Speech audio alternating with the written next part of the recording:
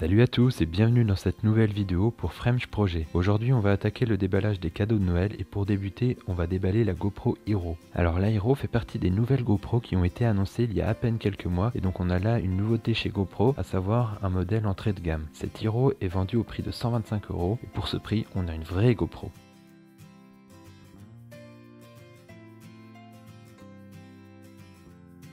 Alors qu'est-ce qu'on a? Donc sur l'avant on a la GoPro Hero avec la mention Hero. Sur la tranche on a tout ce qui est fourni dans le package, donc la GoPro, des accessoires, un câble. Il est précisé qu'on n'a pas de carte SD fournie, qu'il faudra en acheter une à part. Et en dessous on a des pictogrammes qui nous montrent un peu tous les équipements et accessoires qui peuvent être achetés à part. Sur la face arrière, on retrouve le dessin de la GoPro avec quelques indications sur comment l'utiliser, à quoi servent les boutons, un petit guide en gros de démarrage. En dessous, on a une explication qu'il y a une application mobile disponible et un logiciel qui permet de monter ses propres vidéos. Et sur la tranche droite, on a des informations techniques, savoir que c'est une caméra grand angle, qui a un auto-ajustement de la luminosité, qui filme en 720p et jusqu'à 60 images par seconde. Et sur l'avant, on a la GoPro derrière un petit cache plastique. Donc on va maintenant passer au déballage. On va enlever la partie qui décore avec des images et on se retrouve sur une boîte blanche très pure.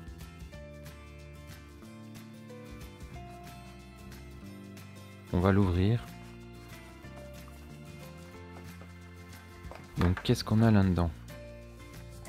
On a déjà de la documentation, pas mal de feuilles. On a des petits stickers GoPro, c'est très sympa. On en a d'autres fournis avec, des plus gros. On a un petit guide de démarrage rapide qui explique comment se servir de la GoPro, quelles sont les fonctionnalités principales, en gros comment démarrer. On a un autre guide de démarrage qui explique qu'il faut se créer un compte, qu'il faut télécharger le logiciel GoPro. Et on a un troisième document qui est notice de garantie, d'utilisation, d'informations. Ensuite, à l'intérieur, on retrouve un câble. À noter que c'est un câble mini USB et pas micro USB, donc il faudra pas oublier de le prendre. Il n'y a pas de secteur fourni, le rechargement est par USB. On branche la caméra sur son ordi ou sur un secteur qu'on a.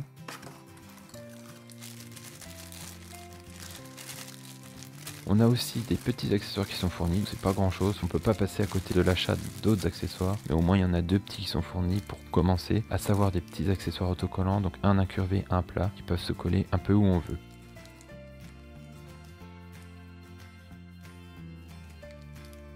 Ensuite, on a fourni une trappe arrière de rechange qui permet d'avoir une pièce de rechange si on casse la trappe du boîtier étanche.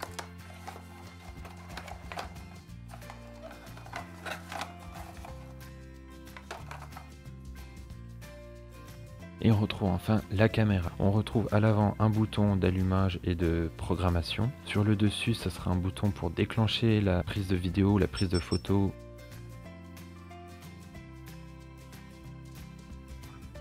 À l'arrière, on a le cache et donc en dessous, on a ce petit accessoire qui permet de venir clipper sur les différents accessoires disponibles. Par le dessus, on peut déclipper le cache arrière qui permet d'accéder au slot micro SD et à la prise mini USB.